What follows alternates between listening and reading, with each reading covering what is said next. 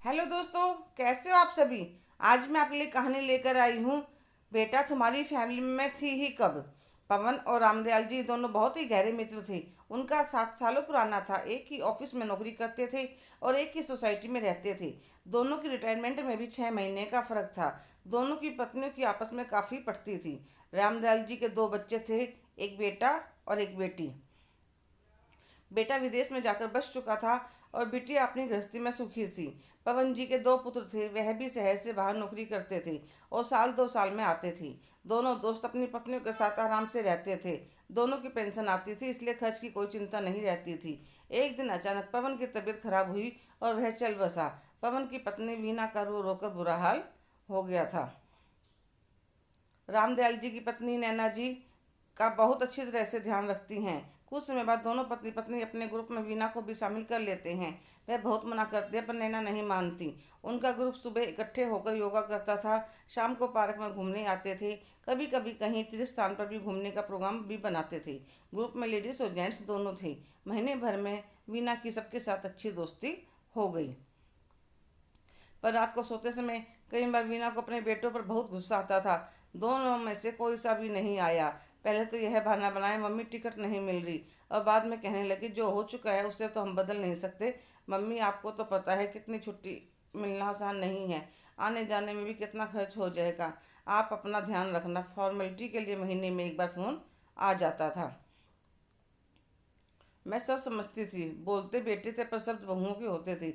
मुंबई कोलकाता को इतनी दूर थोड़ी है कि आदमी चाहे तो आ नहीं सकता।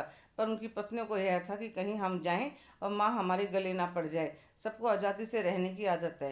सोसाइटी में मैं अकेली रहने वाली, मैं अकेली नहीं थी। बहुत से लोग अकेले रह रहे थे कि सबके बच्चे विदेश में जाकर बस चुके थे अपना करियर बनाने के लिए। अब मैं समझ चुकी थी कि दिन से नाना की तबीयत भी ठीक नहीं थी। रामदयाल जी उन्हें डॉक्टर के दिखाकर लाए थे पर आराम नहीं आ रहा था। डॉक्टर ने कुछ टेस्ट भी लिखे थे।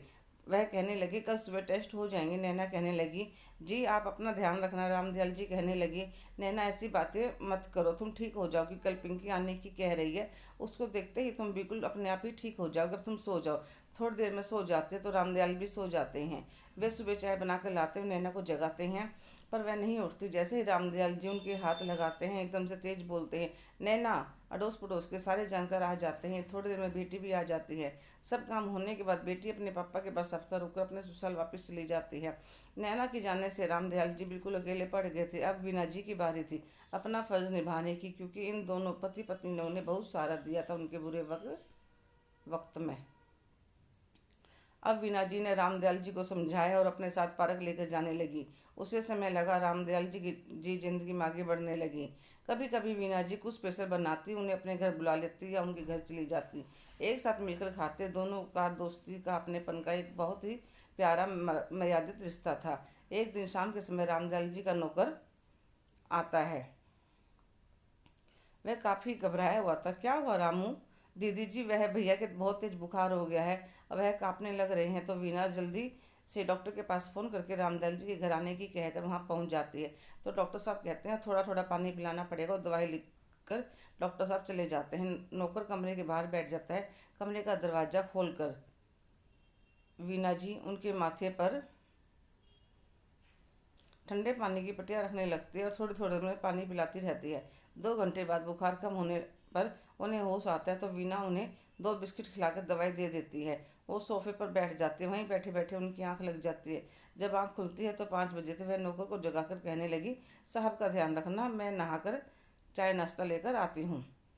घर आकर वे कुछ देर सो जाती हैं। फिर नहाकर चाय और पोहा बनाकर नाश्ता करती हैं और कुछ पोहे एक डिब्बे में रामदयाल जी के लिए डालकर ले जाती हैं। उनके घर जाकर नौकर को चाय बनाकर लाने के लिए कहती है। और भाई साहब ठीक है। भाभी जी आपने बहुत ध्यान रखा। अरे सुख दुख में काम नहीं आएंगे तो पड़ोसी होने का फ़ायदा क्या। लीजिए पोहे खाइए। इतनी देर में रामू चाय बना लाता है। अच्छा आप आराम कीजिए, समय पर दवाई ले लीजिएगा। रामू को उनका खाना पीना समझाकर अपने घर वापस आकर लेट जाती है। रात को ढंग से सो नहीं पाई थी। सोचा थोड़ी देर और सो लेती हूँ, फिर दोपहर का खाना बना लूँगी। उनकी आंख लगी ही थी कि उनके बड़े बेटे का फ़ोन आ गया। जब वीना जी को फ़ोन उठाने में थोड़ा समय लगा तो वह कहने लगा मम्मी क्या कर रही थी आप। अरे कुछ नहीं बेटा, वह आंख लग गई थी। कल तुम्हारे रामदयाल अंकल की तबीयत ठीक नहीं थी।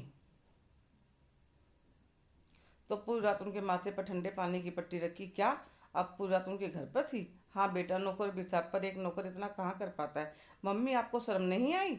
ऐसा करते हुए किसी को पता चल गया तो हमारी क्या इज्जत रह जाएगी समाज में। इस उम्र में भी आप लोग। चुप हो जाओ नीरज, तुम्हें शर्म नहीं आती अपनी माँ से ऐसे बोलते हुए? दोनों भाइयों में से किसी ने आकर देखा है तेरे पापा के जाने के बाद 2-2 महीने तक तो टेलीफोन नहीं आता, ना किसी बहू का ना बेटे का, और अब अपनी माँ को शिक्षा देने लगा है। यहाँ पर नौकरियों की कमी है क्या? पर नहीं, मेरी ज़िंदगी, मेरी फैमिली, मेरी प्राइवेसी, उसमें माँ कहाँ है? जब अपनी माँ को अकेला छोड़ दिया, समाज की चिंता नहीं हुई?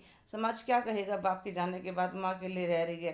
खबरदार जो कभी मेरे पास फ़ोन मिला है और गुस्से में फ़ोन काट देती हैं और फिर फूट फूट कर रोती हैं। मेरी पूरी उम्र की मेहनत का कितना बढ़िया फल दिया है मेरे बेटों ने।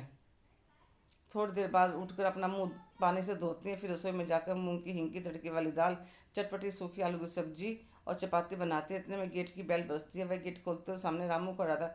दीदी जी, मेरी घरवाली की तबीयत ठीक नहीं है, क्या आप 2 घंटे भैया का ध्यान रख लेंगी? मैं घरवाली को दवाई दिलवा कर आ जाऊंगा। हाँ रामू, तुम जाओ, मैं भाई साहब का ख्याल रख लूंगी। फिर वह टिफिन लगाकर रामदयाल जी के घर की तरफ जाती है, आत्मविश्वास से भरपूर मन में यह सोचते हुए, जब हम सही हैं तो हमें अपने हिसाब से जीने का पूरा हक है। जिनको अपने खून से सींच कर पाला, वही जब माँ की भावना को ना समझ सके तो किसी और से उम्मीद करना ही बेकार है। हेलो दोस्तों, कैसे हो आप सभी? क्या आप सब वीना जी के फैसले से सहमत हैं? कमेंट करके ज़रूर बताइए। अगर आप मेरे चैनल पर नए हैं तो लाइक, शेयर, सब्सक्राइब करना ना भूलें। धन्यवाद।